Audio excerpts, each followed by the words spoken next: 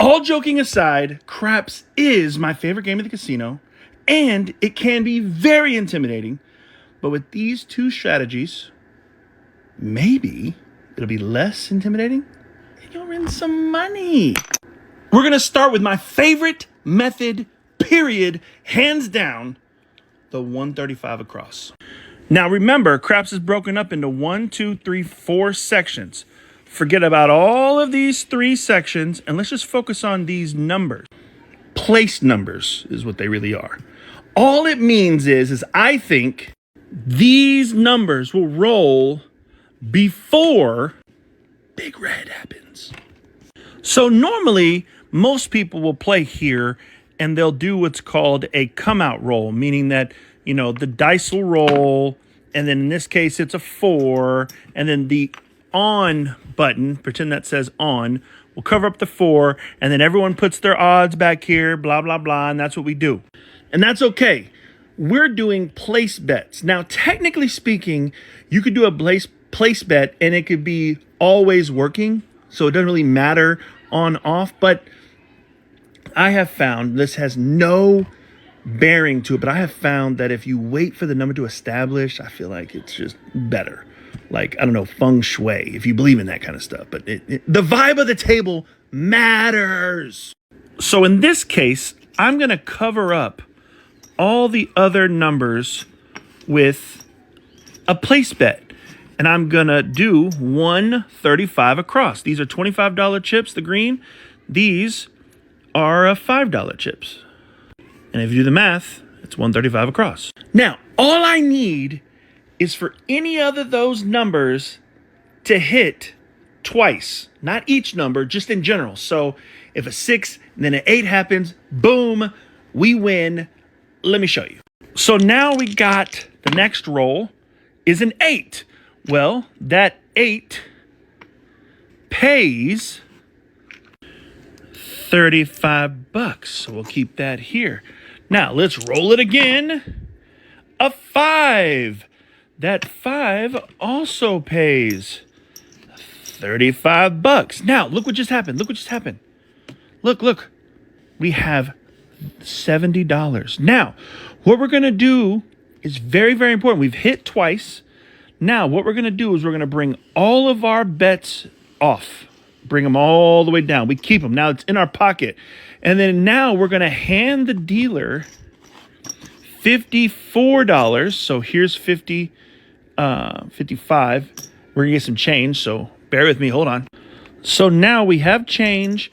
And look, we asked the dealer to put 54 across. Now, let's count it up. Remember, we started with 135 across. There's 100. There's 25. There's our 35. Looky here. No matter what happens after this, we're up $16. No matter what. No matter anything can happen after that. And now we just let it ride. Some tell you to press, meaning you're going to add more. So like, no. Keep your money. This is what I like to call house money. So now when they roll, well, in this case, a 4, but the point is off. Doesn't matter. We don't win. We don't lose. Now we keep it on and we just let it ride. That's what we do. Actually, I'm going to play it out. So the 4 just rolled. So now this puck goes off. There's nothing is at risk. These bets are off. So boom, here's an 8. This is going to go over the 8. Now I'm going to say, hey, dealer, switch mine, cover up the 4. Or you can keep it there, but I'm going to keep my 2 here. And let's just let it ride. A 6. That pays. I'm going to do 1 for 15 because it actually pays $14, but I'm going to give the dealer 1 and keep these chips. Let's keep it rolling. A 10. I'm actually going to give them Big Red number. I'm going to give them 7 for a quarter because this here pays better. Here we go. A 4. Same thing. I'm going to give 2 for a quarter. A 6. That also pays 14. I'm going to give them 1 for 15. Oh, these little chips are tough. Here we go. Keep it going. A 10. That's 7 for a quarter. Another 10. And it just keeps on going. An 8. Now the point. We don't win, we don't lose. And it just keeps on going. Now, when Big Red happens, the 7, and it will happen, all you had to do was make sure you hit twice and you're in the money. Even if it happened on the third roll, you still made $16. Now, what happens if it comes out right after the point and out?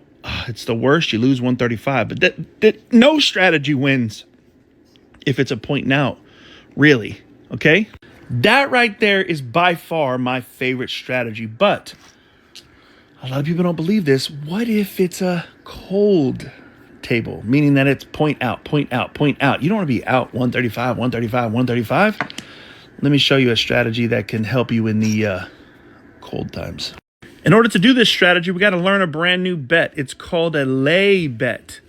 It's basically the opposite of a place bet. This is stating that we believe these numbers are going to hit before Big Red, a 7. But a lay bet is the opposite. We think a Big Red, a 7, is going to happen before one of these numbers. So how this works is, because you kind of have an advantage because Big Red rolls the best, what you have to do is you have to pay a little more to play. So for this lay bet, I'm going to lay the 5 because I'm in this strategy. I believe that Big Red, a 7, is going to happen before the 5. And in order to get a good payout, this pays for every $30, you win 20 here. So I got $60 here.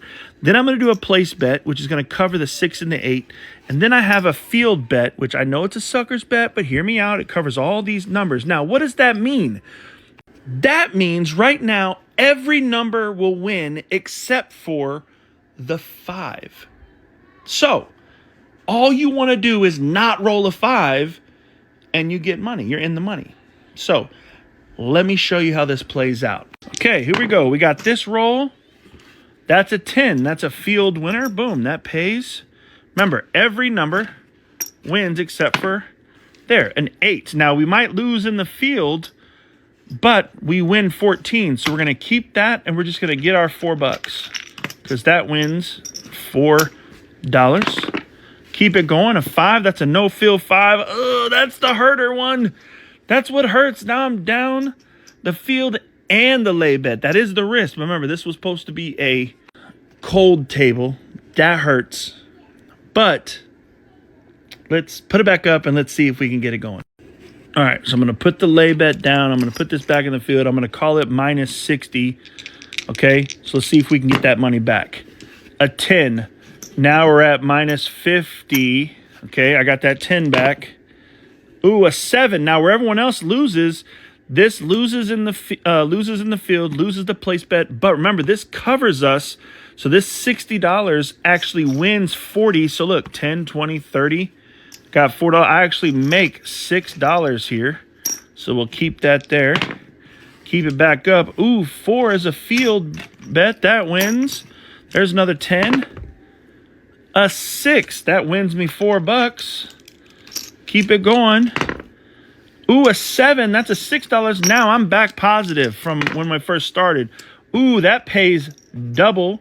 Yes, I'll take that 20. Anytime the snake eyes hit, I'll take that.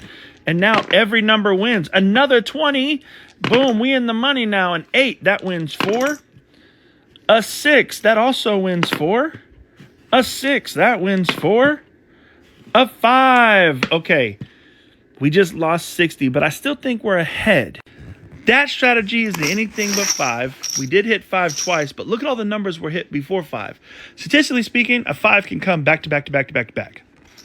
The likelihood, though, is less than, I believe, a 7 coming, which is why I kind of like it. So if you're going to do a strategy similar to the Iron Cross where every number wins but Big Red, switch it to everything wins but the 5.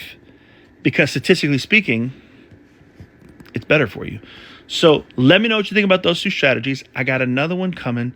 It's super dope in the next video. So peace.